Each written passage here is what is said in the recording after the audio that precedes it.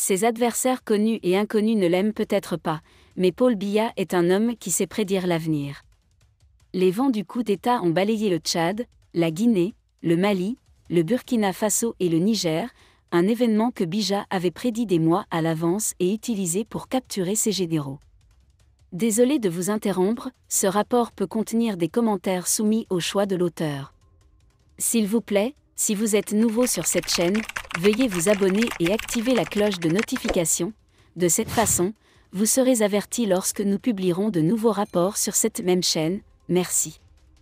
Pour les dirigeants du parti JONAD, le chef de l'État Paul Biya a perçu la mort du général de division Ansol comme un test de la loyauté de l'armée. Vous trouverez ci-dessous le forum des administrateurs des affaires civiles.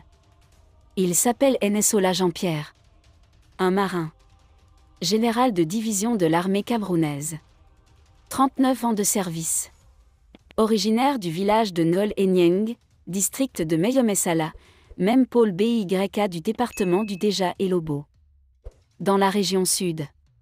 Son dernier poste, attaché militaire du Cameroun en Chine. Le premier et le seul général renvoyé de l'armée. Il avait 71 ans quand il est mort. Sa seule petite famille nucléaire a été enterrée sans honneur militaire. Aucun de ses pairs habituels n'était présent.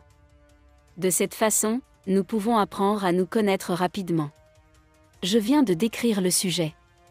De cette façon, nous pouvons apprendre à nous connaître rapidement et nous mettre immédiatement au travail. Il n'est pas nécessaire de se rappeler qui est un général dans notre pays. Cependant, il est plus important que les ministres du gouvernement à un niveau élevé. Inutile de rappeler au commandant en chef des armées le respect qu'il a pour ses troupes en termes de traitement, d'indemnité et de privilèges, sachant que c'est le premier pilier du maintien de son trône. Pas besoin de se rappeler qui était le général de division Ansola de Paul Biya. Une personne fidèle et loyale. Nommé fils. Inutile de rappeler la grande contribution du fils du président dans le renforcement et la mise en œuvre de la réforme de l'armée de 2001, la construction de la marine nationale et des forces spéciales, par exemple, le fameux incident de Rio del Rey en Chine, etc.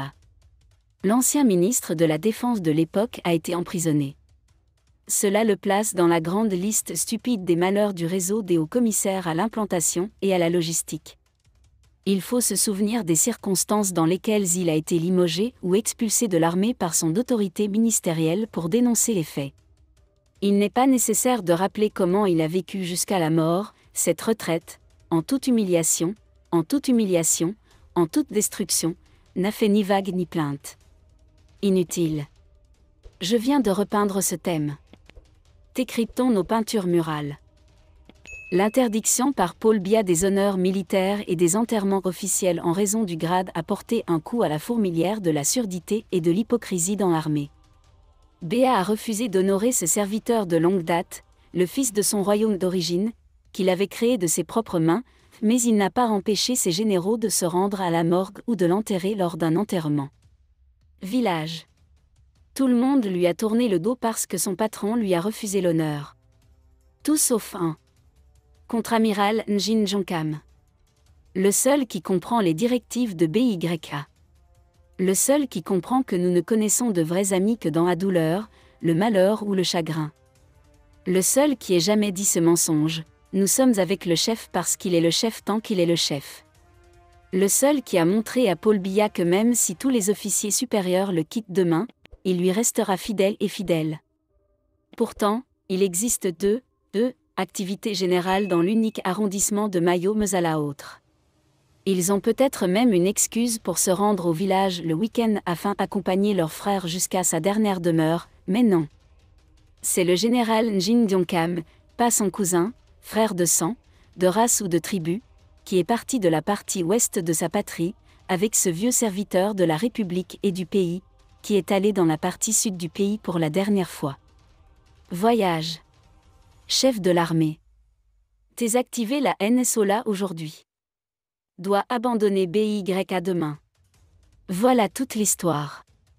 Face à une telle situation, BYA a testé et éprouvé la loyauté des généraux. Sachant qu'il a toujours ressenti le dévouement et la loyauté de ses prêtres, Seul Dieu sait qu'ils ne lui donneront pas un petit doigt pour lui offrir ce qui lui est le plus cher. Il saisit cette rare opportunité de tester le plus haut grade de l'armée. Ils sont tous tombés, sauf un. Ils ont abandonné la NSOLA aujourd'hui comme preuve qu'ils feront de même demain avec le chef d'état-major de l'armée. Le président leur a-t-il interdit d'aller à la morgue ou d'aller au Mayo Messala?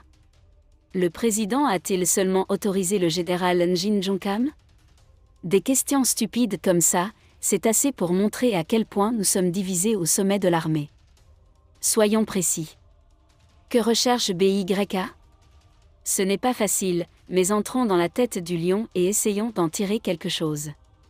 BYK veut des réponses à 4 questions principales. 1 degré. L'armée et les officiers supérieurs sont-ils encore gentrifiés au point de manquer d'unité? 2 degrés. Les hauts fonctionnaires peuvent-ils se réconcilier en toutes circonstances? 3. Le haut commandement et les officiers supérieurs de l'armée ont-ils la capacité d'agir de leur propre initiative? 4 degrés. Si, ou si la situation du 6 avril 1984 se répète, les hauts fonctionnaires peuvent-ils rester fidèles au président? Le président ne fait plus confiance au sommet de l'armée. Tout le monde doit répondre. Mais ils sont tous tombés, sauf un. Le président a longtemps fait entièrement confiance aux hauts gradés militaires.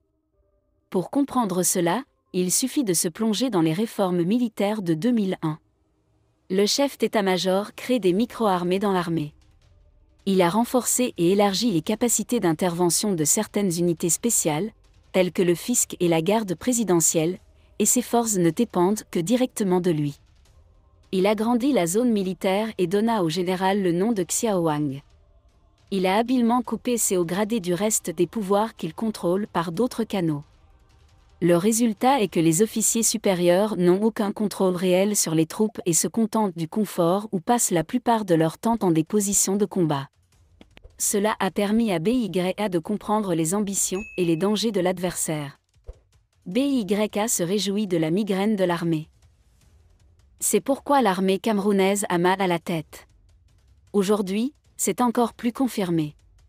Car BA peut rire et assister à un bal tendu organisé par certains ministres proches de lui en coopération avec quelques hauts fonctionnaires pour résoudre le mystère et installer le noyau du dispositif de contrôle des forces spéciales obtenu uniquement sous le contrôle du président.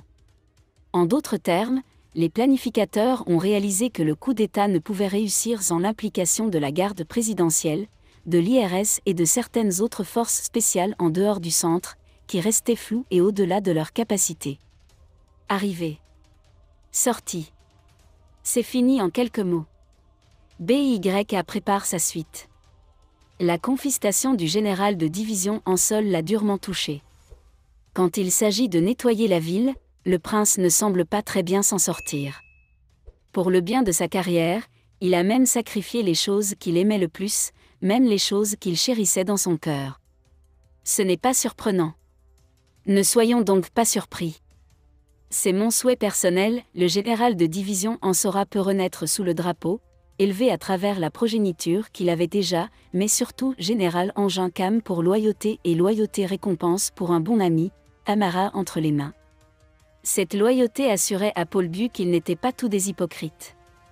Cette fidélité explique le fait que tout le monde n'aspire pas au parfum.